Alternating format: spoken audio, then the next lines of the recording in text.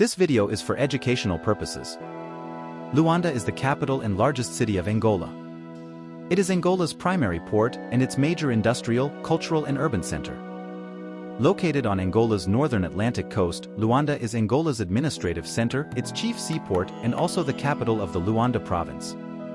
Luanda and its metropolitan area is the most populous Portuguese-speaking capital city in the world and the most populous Lusophone city outside Brazil, with over 8.3 million inhabitants in 2020, a third of Angola's population. Kindly subscribe to this channel and share this video with your friends and families. Among the oldest colonial cities of Africa, it was founded in January 1576 as São Paulo do Assunção de Luanda by Portuguese explorer Paulo Dias de Novaes. The city served as the center of the slave trade to Brazil before its prohibition.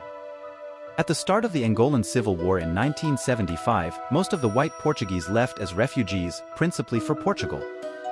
Luanda's population increased greatly from refugees fleeing the war, but its infrastructure was inadequate to handle the increase. This also caused the exacerbation of slums or masiques around Luanda. The city is undergoing a major reconstruction, with many large developments taking place that will alter its cityscape significantly. The industries present in the city include the processing of agricultural products, beverage production, textile, cement, new car assembly plants, construction materials, plastics, metallurgy, cigarettes and shoes. The city is also notable as an economic center for oil, and a refinery is located in the city. Luanda has been considered one of the most expensive cities in the world for expatriates. The inhabitants of Luanda are mostly members of the ethnic group of the Ambundu, but in recent times there has been an increase of the number of the Bakongo and the Ovimbundu. There exists a European population, consisting mainly of Portuguese. Luanda was the main host city for the matches of the 2010 African Cup of Nations. Portuguese explorer Paulo Dias de Novaes founded Luanda on January 25, 1576 as São Paulo do Assunção de Luanda, with 100 families of settlers and 400 soldiers. In 1618, the Portuguese built the fortress called Fortaleza São Pedro de Barra, and they subsequently built two more, Fortaleza de São Miguel, 1634, and Forte de São Francisco do Penedo, 1765–66. Of these, the Fortaleza de São Miguel is the best preserved. Luanda was Portugal's bridgehead from 1627, except during the Dutch rule of Luanda, from 1640 to 1648 as Fort Aardenburg. The city served as the center of slave trade to Brazil from c. 1550 to 1836. The slave trade was conducted mostly with the Portuguese colony of Brazil. Brazilian ships were the most numerous in the port of Luanda. This slave trade also involved local merchants and warriors who profited from the trade. During this period, no large-scale territorial conquest was intended by the Portuguese. Only a few minor settlements were established in the immediate hinterland of Luanda, some on the last stretch of the Kwanza River. In the 17th century, the Mbangala became the main rivals of the Mbundu in supplying slaves to the Luanda market. In the 1750s, between 5,000 and 10,000 slaves were annually sold. By this time, Angola, a Portuguese colony, was in fact like a colony of Brazil, paradoxically another Portuguese colony. A strong degree of Brazilian influence was noted in Luanda until the independence of Brazil in 1822. In the 19th century, still under Portuguese rule, Luanda experienced a major economic revolution. The slave trade was abolished in 1836, and in 1844, Angola's ports were opened to foreign shipping. By 1850, Luanda was one of the greatest and most developed Portuguese cities in the vast Portuguese Empire outside continental Portugal, full of trading companies, exporting, together with Benguela, palm and peanut oil, wax, copal, timber, ivory, cotton, coffee, and cocoa, among many other products. Maize, tobacco, dried meat, and cassava flour are also produced locally.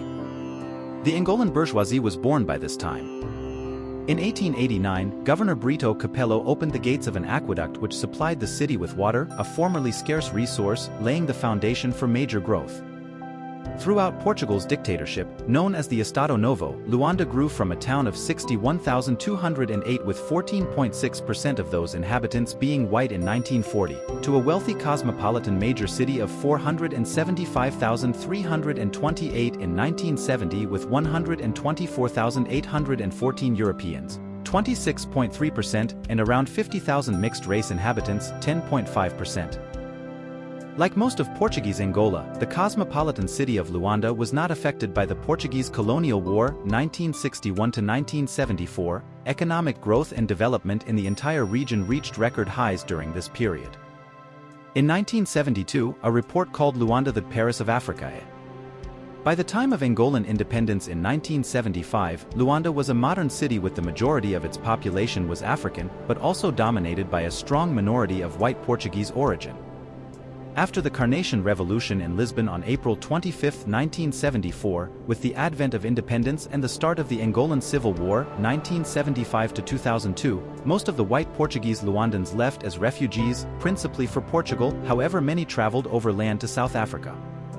The large numbers of skilled technicians among the force of Cuban soldiers sent in to support the popular movement for the liberation of Angola (MPLA) government in the Angolan Civil War were able to make a valuable contribution to restoring and maintaining basic services in the city. In the following years, however, slums called masiques, which had existed for decades, began to grow out of proportion and stretched several kilometers beyond Luanda's former city limits as a result of the decades-long civil war, and because of the rise of deep social inequalities due to large-scale migration of Civil War refugees from other Angolan regions. For decades, Luanda's facilities were not adequately expanded to handle this huge increase in the city's population.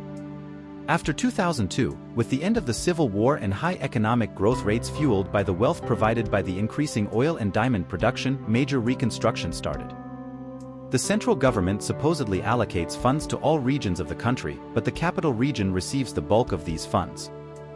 Since the end of the Angolan Civil War 1975–2002, stability has been widespread in the country, and major reconstruction has been going on since 2002 in those parts of the country that were damaged during the Civil War.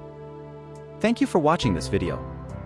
Kindly subscribe to this channel and share this video with your friends and families. See you in the next one.